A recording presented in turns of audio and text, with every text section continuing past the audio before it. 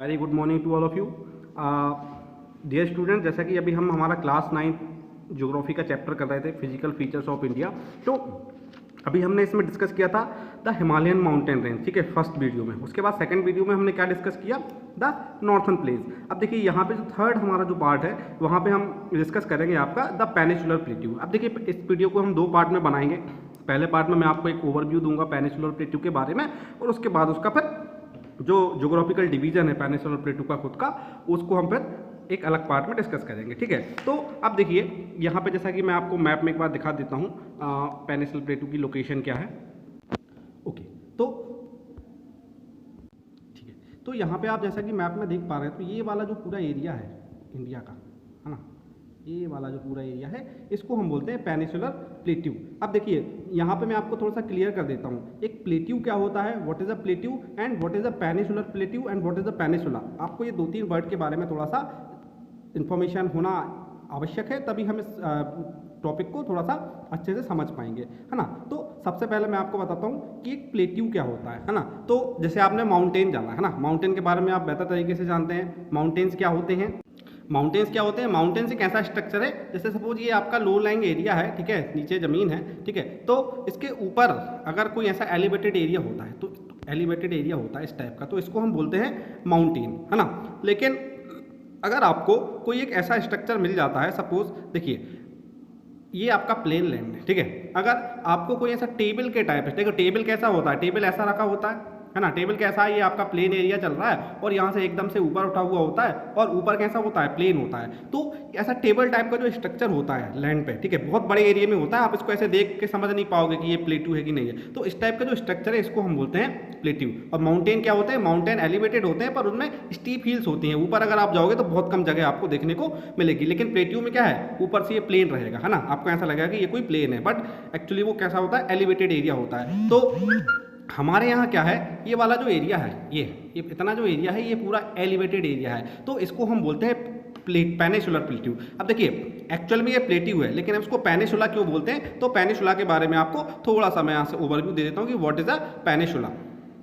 ओ sorry, एक plateau का मैं यहाँ पे डायग्राम दिया हूँ, ठीक है। तो ये प्लेट्यू कैसा स्ट्रक्चर है, देखिए ये आपका प्लेन लैंड है, ठीक है, और इसके ऊपर ये थोड़ा सा उठा हुआ है, एलिवेटेड एरिया जो है वो आपका प्लेट्यू कहलाता है ना, ये पूरा उठा हुआ होता है आपस में, ठीक है। तो डेफिनेशन में भी क्या है, टेबल लाइक स्ट्रक्चर, टेबल की तरह उठा हुआ है ना। तो आप मैं समझ सकता, आशा करता हूँ कि आप समझ गए होंगे कि प्लेट्यू क्या है ना। अब मैं देखिए यहाँ पे आपको बताता हूँ पेनिनसुला क्या होता है। देखिए जैसा कि आप ये डायग्राम देख पा रहे हैं, तो इंडिया का अगर ये वाला पार्ट अगर आप देखें, है ना, ये वाला पार्ट अगर आप देखें, ये देखिए, तो इसमें अगर आप देखें तो इसके जो ईस्ट में है, देखिए वहाँ भी ओशियन है, वेस्ट में भी ओशियन है, और आपका साउथ में भी आपको ओशियन देखने को मिलेगा। तो कोई ऐसा अगर कोई लैंड मास है बहुत बड़ा, जो तीनों साइड से, थ्री साइड से वाटर से कवर्ड हो, तो इस टाइप का जो स्ट्रक्चर होता है, लैंड स्ट्रक्चर होता है, इसको हम बोलते हैं पेनिनसुला, है ना। काफ़ी बड़े होते हैं साइज में, ऐसा नहीं है छोटा सा। तो क्या है ये, अगर थ्री साइड से कोई स्ट्रक्चर, कोई लैंड पार्ट जो है वो ओशियन से अगर घिरा हुआ है, तो उसको हम बोलेंगे पेनिनसुला। अब चूंकि देखिए इंडिया जो है,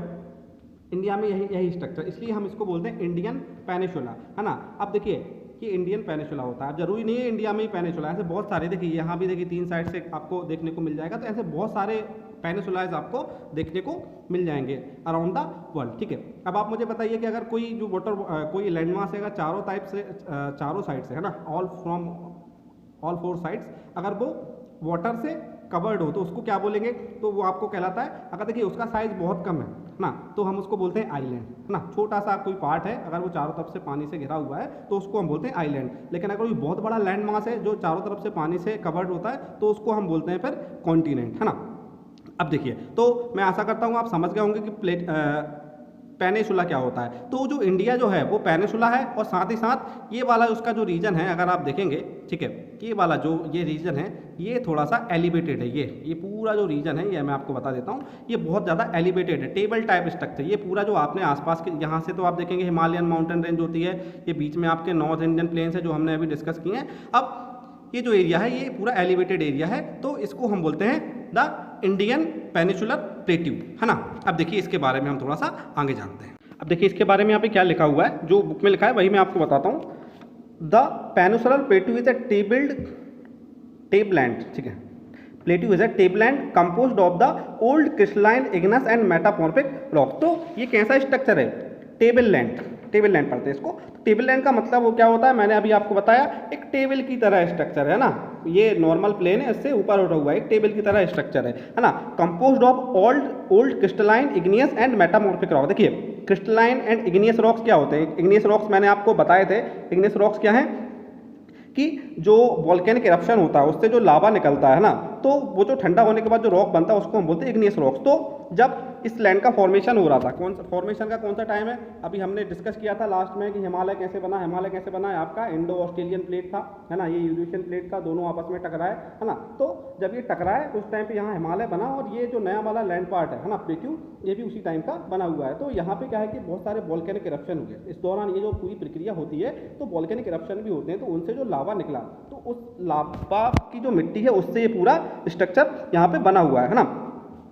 मेटामॉर्फिक रॉक क्या होता है, मेटामॉर्फिक मैंने आपको समझाया था, अगर कोई रॉक है ना, और उसको फिर एक्सट्रीम प्रेशर मिलता है या टेम्परेचर मिलता है, तो उसके बाद वो उसका स्ट्रक्चर चेंज हो जाता है, तो ऐसे रॉक को मेटामॉर्फिक रॉक होते हैं। तो पहले क्रिस्टलाइन रॉक्स, इग्नियस रॉक्स और मेटामॉर्फिक रॉक्स ये बना हुआ है, ठीक है। उसके बाद क्या लिखा है, it was form due to the breaking and drifting of the Gondwana land, ठीक है।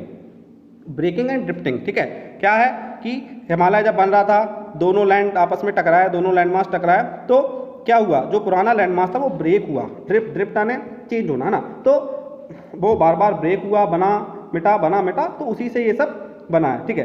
अब the plateau has broad and shallow valleys all around hills. अब देखिए जहाँ पे मैं आपको थोड़ा सा मैप में बताता हूँ इसका मतलब क्या है।